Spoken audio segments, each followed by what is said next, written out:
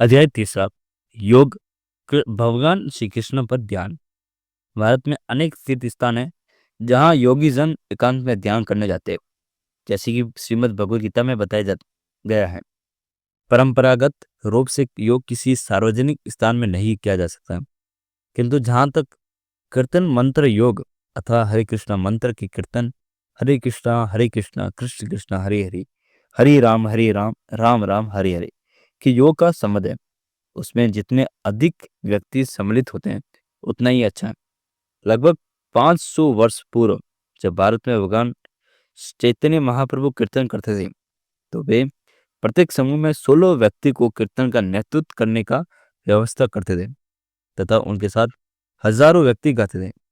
कीर्तन या भगवान के नाम और यश के सामूहिक गायन में सम्मिलित होना इस युग में संभव है तथा ये अत्यंत सरल भी। परंतु जहाँ तक ध्यान योग पद्धति का संबंध है, वह बहुत कठिन है। श्रीमद् भगवद गीता में यह विशेष रूप से कहा गया है कि ध्यान योग करने हेतु व्यक्ति को किसी निर्जन तथा पवित्र स्थान में जाना चाहिए। दूसरे शब्दों में घर छोड़ा आवश्यक है। जनसंख्या विस्फोटक के इस युग में निरंजन स्थान पाना सदैव संभव नहीं, परंतु भक्ति योग में इसकी आवश्यकता नहीं है। भक्ति योग में पद्धति में 9 विद्या है: श्रवण, कीर्तन, स्मरण, पाद सेवन, अर्चन, वंदन, दास्य, संख्य तथा आत्मनिवेदन। इनमें से श्रवण कीर्तन को सबसे अधिक महत्वपूर्ण समझाया जाता है। सार्वजनिक कीर्तन में कोई एक व्यक्ति हरे कृष्णा कृष्ण कृष्ण हरे हरे, हरे राम राम राम हरे हरे का कीर्तन करे, जबकि समूह के अन्य लोग सुने एवं मंत्र के अंत में समूह के सब लोग उसे दोहराए। इस प्रकार श्रवण और कीर्तन का आदान प्रदान होता है। वही बड़ी ही सरलता से अपने ही घर में, मित्रों के छोटे से समूह में या किसी बड़े सार्वजनिक स्थान पर अनेक व्यक्तियों के साथ किया जा सकता है। कोई समाज में अथवा बड़े शहर में रहकर ध्यान योग के अभ्यास का प्रयत्न कर सकता है, परंतु उसको समझना चाहिए कि एवं यह संयोग पोल कल्पित है, श्रीमद् भगवद गीता द्वारा प्रस्तावित पद्धति ही नहीं। योग पद्धति की संपूर्ण विधि स्वयं को शुद्ध करने की है, और वो शुद्धता क्या है? अपने वास्तविक परिचय का ज्ञान होने पर शुद्धता स्वयं आ जाती है। मैं शुद्ध आत्मा हूँ, मैं यह पदार्थ नहीं हूँ, समझना ही शुद्धता है। भौतिक संस्पर्श के कारण हम स्वयं को पदार्थ समझते हैं तथा हम सोचते हैं कि मैं यह शरीर हूँ, परंतु यथार्थ योग करने हेतु अपनी स्वरूपना बुद्धि श्रुति को पदार्थ से भिन्न समझना चाहिए। एकांत में रहने तथा ध्यान योग करने का उद्देश्य इसी ज्ञान की प्राप्ति है। अनुपयुक्त ढंग से पद्धति अपनाने इस ज्ञान तक पहुंचना संभव नहीं। किसी भी स्थिति में भगवान चैतन्य महाप्रभु का यही विचार है: हरे नाम मयि केवलम, कलई नास्तवे नास्तवे नास्तवे गति ईरिस्ता। कला तथा विवादों के इस युग में, कलयुग के हरे राम के अतिरिक्त आत्म साक्षात्कार की अन्य कोई विधि नहीं, अन्य कोई विधि नहीं, अन्य कोई विधि नहीं। कम से कम पाश्चात्य जगत में सामान्यतः ये सोचा जाता है कि योग पद्धति का अर्थ शून्य का ध्यान करना, परंतु वैदिक साहित्य में किसी शून्य का ध्यान करने का परामर्श नहीं दिया है, बल्कि वेद में तो यही मानते हैं कि योग का अर्थ श्री विष्णु का ध्यान करना है।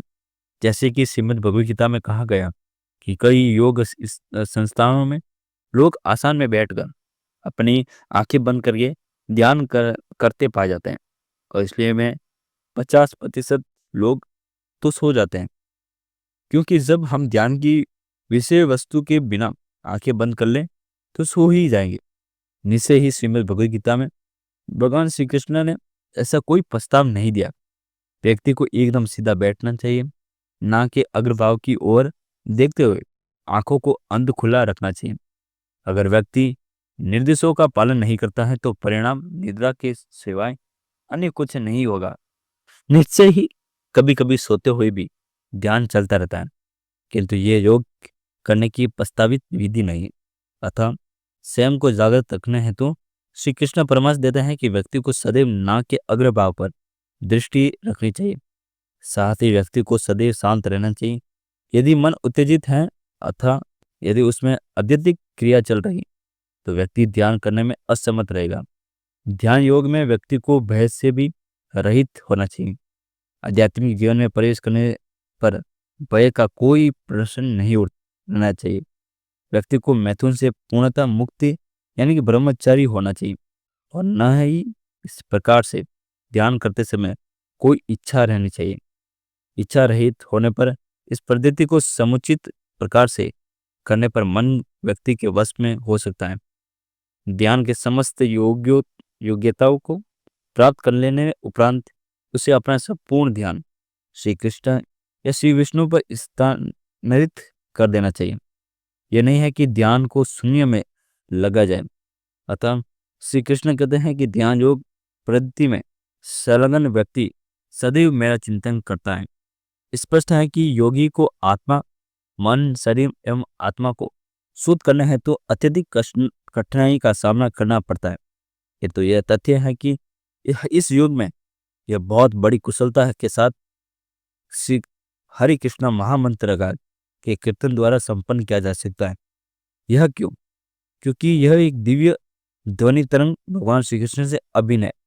जब हम भक्ति भाव से उनका नाम जपते हैं तो श्री कृष्ण हमारे साथ होते हैं, और जब श्री कृष्ण हमारे साथ ही तो होते हैं तो अशुद्ध रहने की संभावना कहाँ।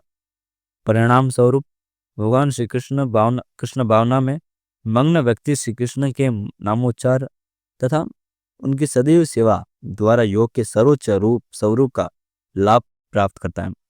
लाभ यह है कि उसे ध्यान योग की कठिनाइयों का सामना नहीं करना पड़ता है। यही कृष्ण भावनामृत की खूबी है। योग में सभी इंद्रियों को वश में करना अनिवार्य है। जब सारी इंद्रियां वश में हो तो मन को श्री विष्णु के स्मरण में नियुक्त करना होता है।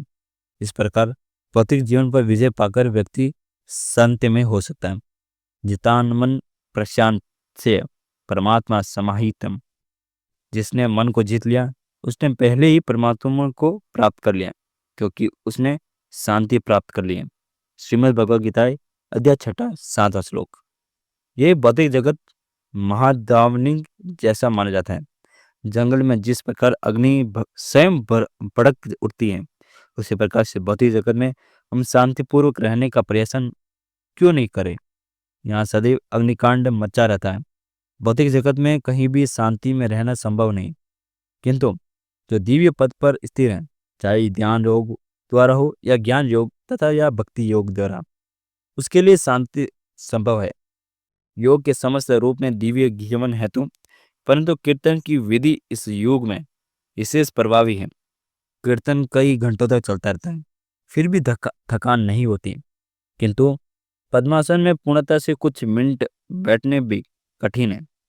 फिर भी पद्धति चाहे जो भी हो, एक बार जब भौतिक जीवन की आग बुझ जाती है तो व्यक्ति को निर्विशेष सुनने का अनुभव नहीं होता।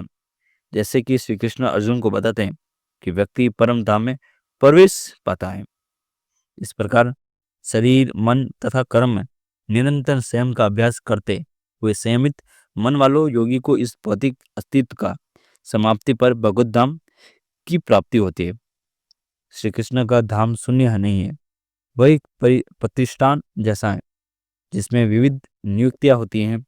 सफल योगी वास्तविक रूप में भगवत धाम को प्राप्त करता है, और जहाँ आध्यात्मिक विविधता है, योग पद्धति उस धाम में प्रवेश हेतु अपने को ऊपर उठाने के मार्ग है।